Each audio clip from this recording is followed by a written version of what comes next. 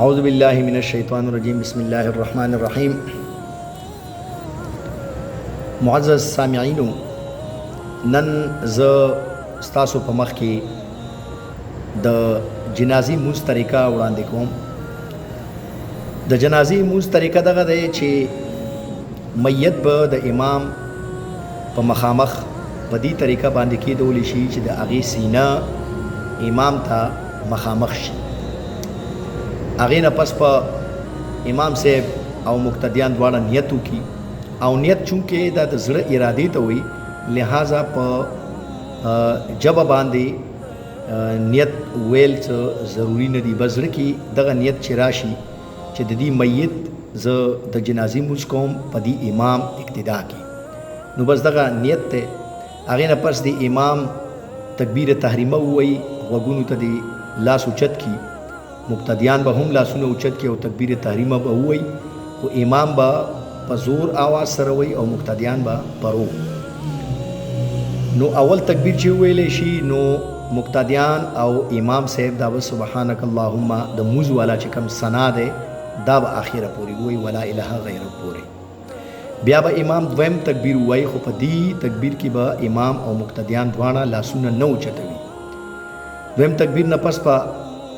درود شریف د مونځ والا چې کوم مونځ کې ویلی شي هغه به ووایي، او بیا به دریم تکبیر کې وویلی شي، او دریم تکبیر نه پس به که چرې میت بالغ دی نو اللهم اغفر لحینا و میتنا دغه دعا به ووایي، او که نابالغ دی نو اللهم اجعله لنا فرطا کا نر بچی دی، او کا جنکی دا نو اللهم اجعلها لنا فرطا الى آخره چې کومه دعا ده مشهوره هغه دعا به ووایي. او بیا به څلورم تکبیر امام صاحب ووایي، خو تکبیر چې څنګه ووایي نو لاسونه به پرېږدي او هغې نه پس په سلام ووایي دواړو طرف ته، او که چرې لاسونه یې تړلي وي او تړلي لاسونو باندې سلام ووایي نو بیا هم څه ناجایز نه دی، خو صرف اولا او د غیر اولا فرق دی. اولا دغه دی چې اول لاسونه کلاو کی بیا دی سلام وایي. بهرحال نو چې دا څلورم تکبیر او سلام ویلو شو نو جنازه مکمل شوه. په جنازې مونځ کې دوه شیزونه فرض دي، یو پکې څلور تکبیرونه دا فرض دي، او یو پکې قیام یعنی ودرېدل فرض دي. د څلور تکبیرونه د څلورو رکعتونو په قائم مقام دي، لہذا که یو تکبیر هم چا پرېښودو نو داسې وایي چې یو رکعت یې پرېښودو، لہذا د هغې جنازې مونځ نه وشو. او دویم پکې قیام دی یعنی ودرېدل، که څوک پکې کینی نو د هغې جنازې مونځ نه کېږي. او همدغه شان درې پکې سنت دي، یو پکې حمد ویل دي یعنی سبحانک اللهم، یو پکې درود شریف ویل دي، او یو پکې د میت دپاره دعا کول لکه د اللهم اغفر لحینا من چې کم وایي. یو مسله دا ده چې صفونه مستحب دا دی چې کم از کم درې صفونه دي وي، لکه که کسان کم دي مثلا 7 کسان دي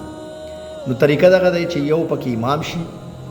او 3 کسان اول صف کې ودرېږي، 2 دویم کې او یو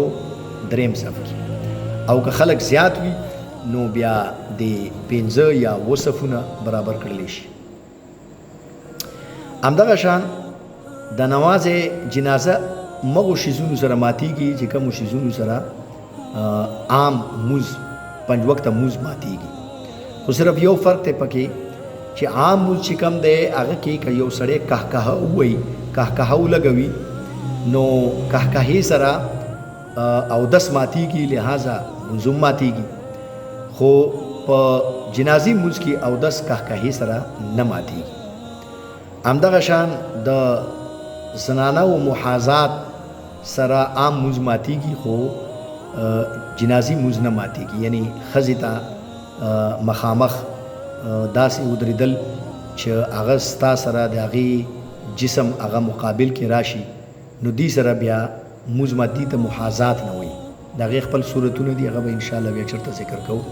خو فی الحال بس دغه ضروری مسایل د جنازې متعلق الله دې موږ ته دې باندې عمل کولو توفیق را نصیب کړي واخر دعوانا الحمدلله رب